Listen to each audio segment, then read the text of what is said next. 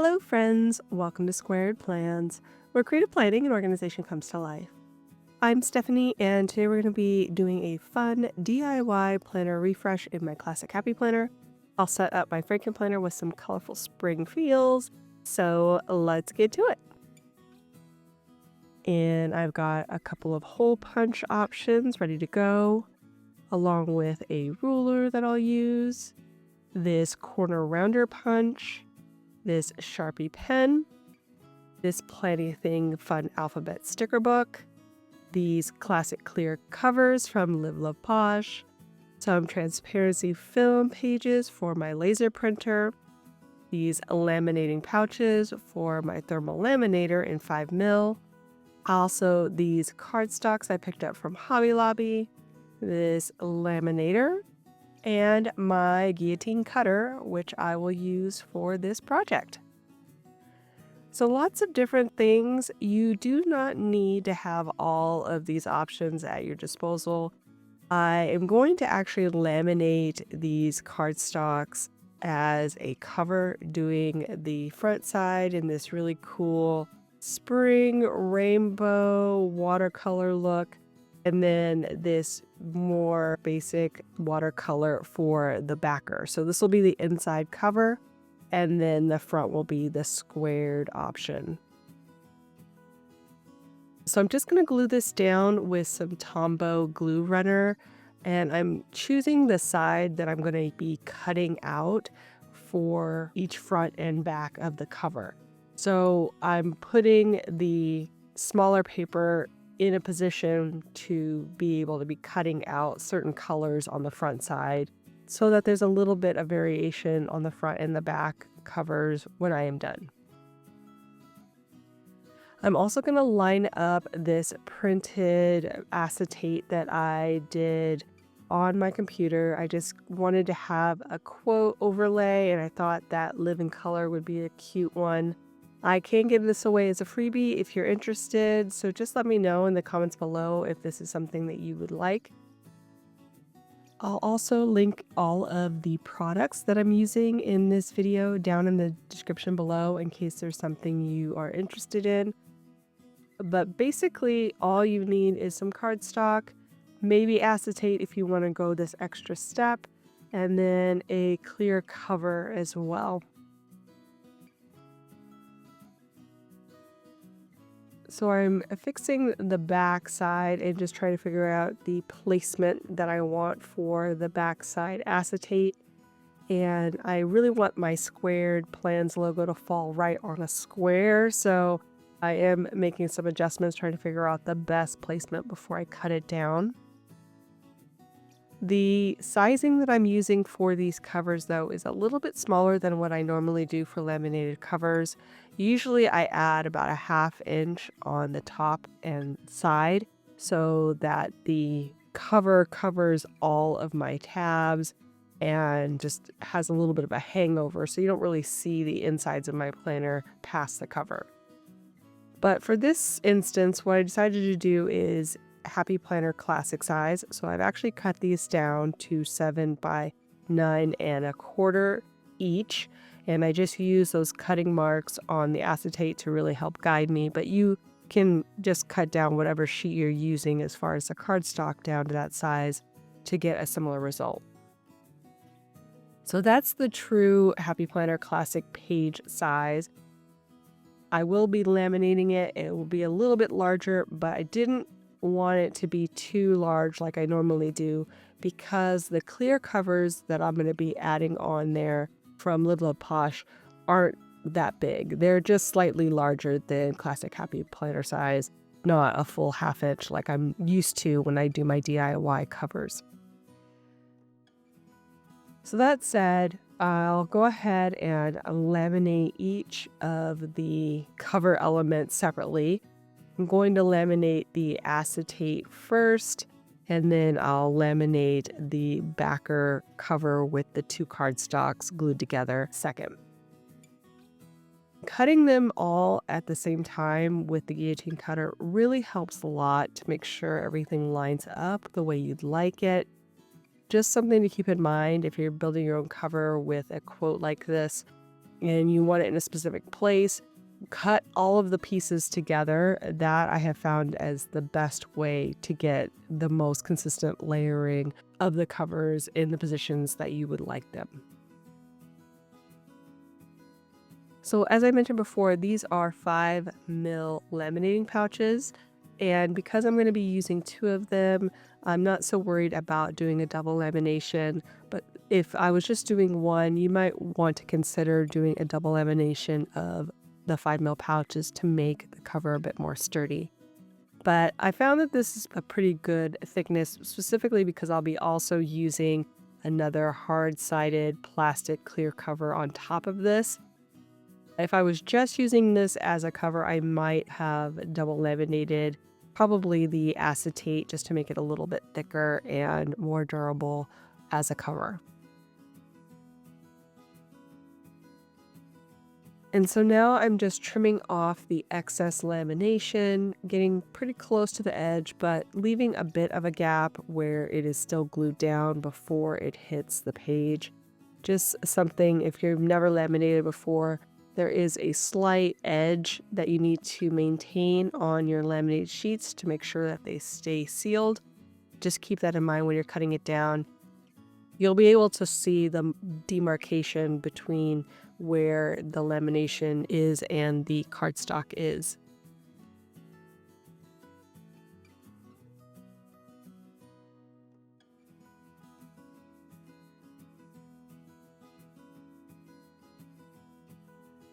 So I just did a little bit of extra trimming too there on the side because I wasn't able to get as close as I wanted to with my guillotine cutter. It was just kind of slipping past it. So I went ahead and cut it with scissors.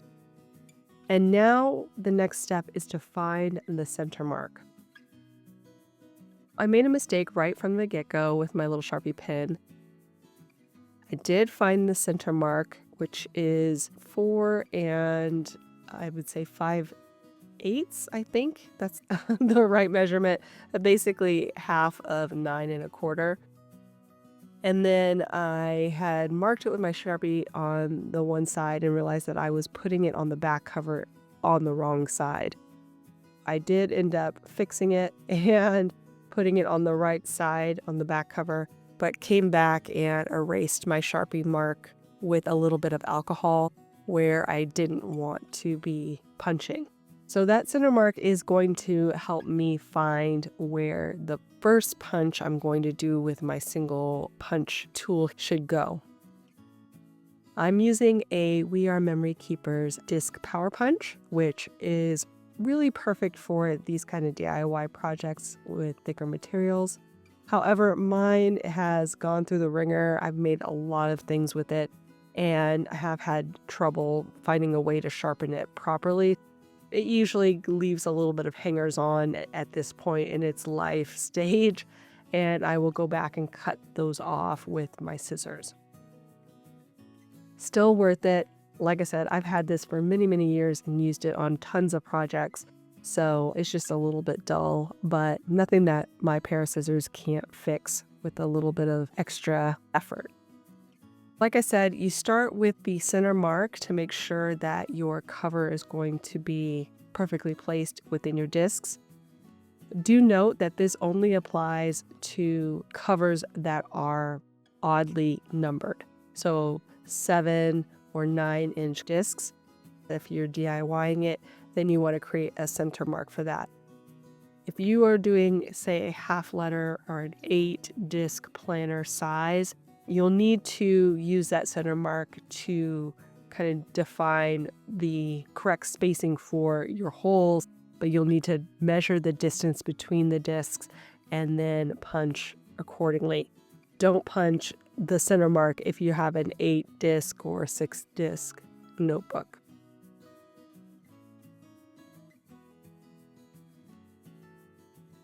So I'm just going to go ahead and finish doing the trim out and again kind of cleaning up those holes after I punch them.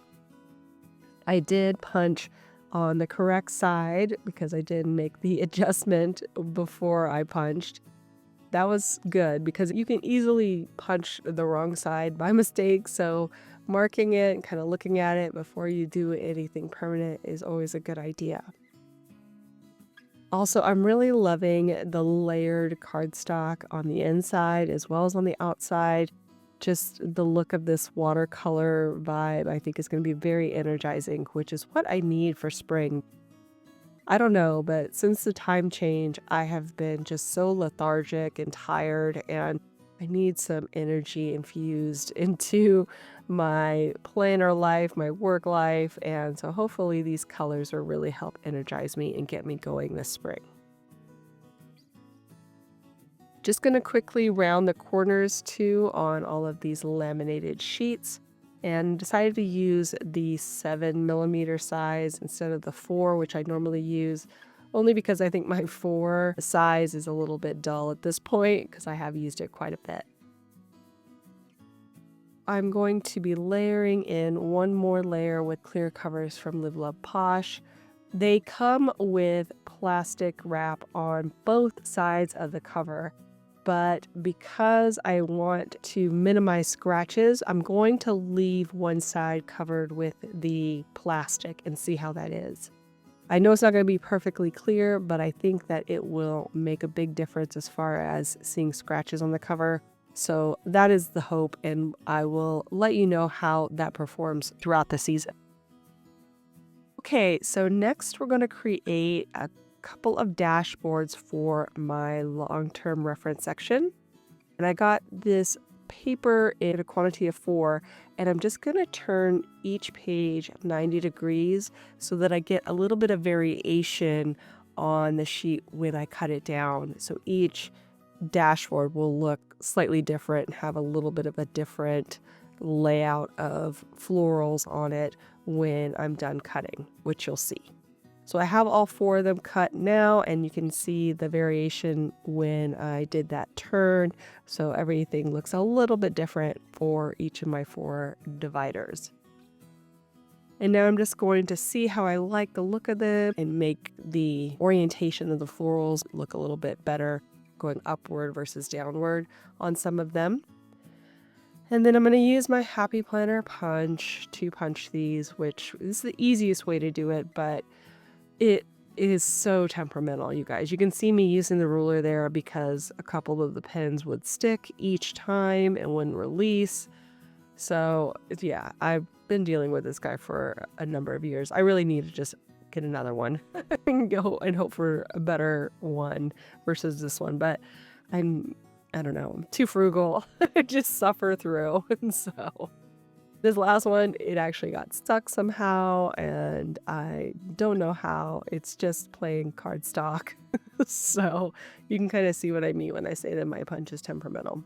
And I've tried all the things, you guys. I know you were so gracious to give me tips about cutting with foil. I've tried it with sandpaper. I've tried all the things to try to sharpen it and fix it.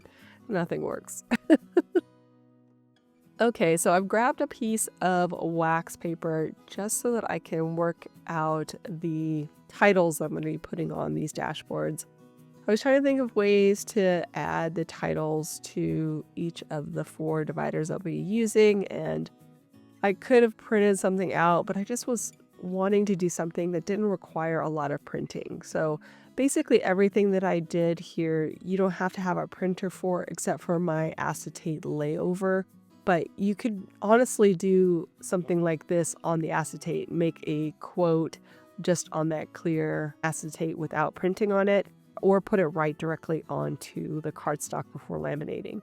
So this is just another way for you to add some creativity and some customization to your cover without maybe having all of the things that I like to use in my DIY projects.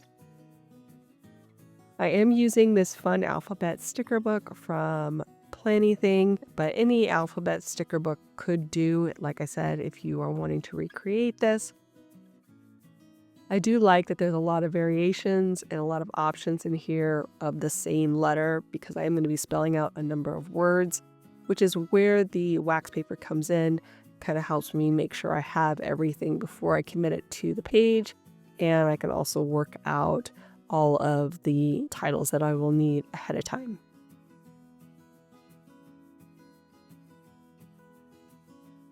So like I said, I have these 4 dividers. I'm just going to basically order them in the way that they are for my planner, 1, 2, 3, 4.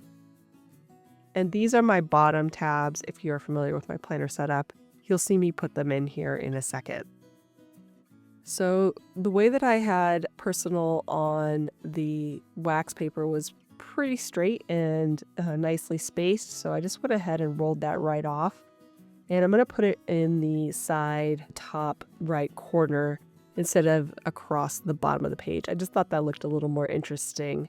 So I will go ahead and do the other words. I have 4 main categories in my sections. I have my personal section, which is just anything home, personal that I keep long-term reference for. Then I have my business, which is my Etsy business, where I do all of my Etsy ideas. Then I have my work tab, which is more for my freelance design business and any long-term reference I need in there. And finally, we have my social tab, which is anything having to do with social media ideas and things like that. We've got the elements all DIY'd and created, so let's go ahead and drop them into my planner as is. I'm going to leave those dashboards in for now because I have some stuff I can't show you behind them, but those will be removed off camera.